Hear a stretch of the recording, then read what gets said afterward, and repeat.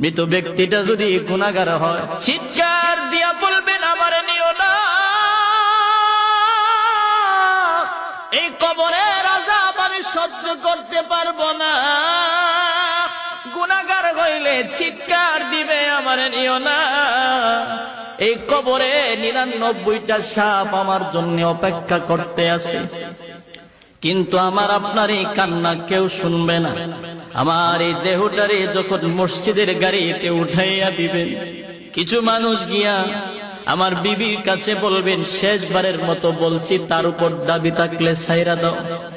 আমার মার কাছে গিয়ে বললে আমার মা চিৎকার দিয়ে বলবেন, শেষবারের মতো একবার দেখা, আর আমার ছেলেটারে দেখতে পারবো না, শেষবারের মতো তোমরা একবার আমারে দেখাইয়া লয়া যাও। আমারে শেষবারের মতো দেখানোর জন্য আমার আব্বা আসবে, আম্মা আসবে। ওই সময় আমার এই মসজিদের খাটিয়াতে যখন উঠানো হবে, আমার আত্মীয় স্বজনেরা গাড়ির মতো ড্রাইভার হইয়া তারা নিজেই চলে যাবে। ওই সময় মৃত ব্যক্তিটা তখন বলবেন, আইরে এই দুনিয়ার যারা ছিল সবাই আমার পর, যারা আমার খাটিয়াতে ধরছে তারাই হইল আমার আপন। আল্লাহু আকবার, জোরে বলেন, তারাই আমার আপন। ওই সময় সবাই মিলিয়া যখন তারে কবরের দিকে নেওয়া হবে, কবরের পাশাপাশি যখন চলে যাবেন, আমার আত্মীয় স্বজন থেকে 2 অথবা 3 জন মানুষ কবরে নামবে। যেই মাত্র কবরে নামবে, ঠিক এমন সময় মসজিদের পালকিটার সিটকারি খুলিয়া যখন লাশটা দিয়া দেয়, মৃত ব্যক্তিটা বলেন, নিমক হারামের দল, এতক্ষণ যারা ছিলে সবাই আমার পর, যারা আমার কবরে নামছে তারাই হইল আমার আপন।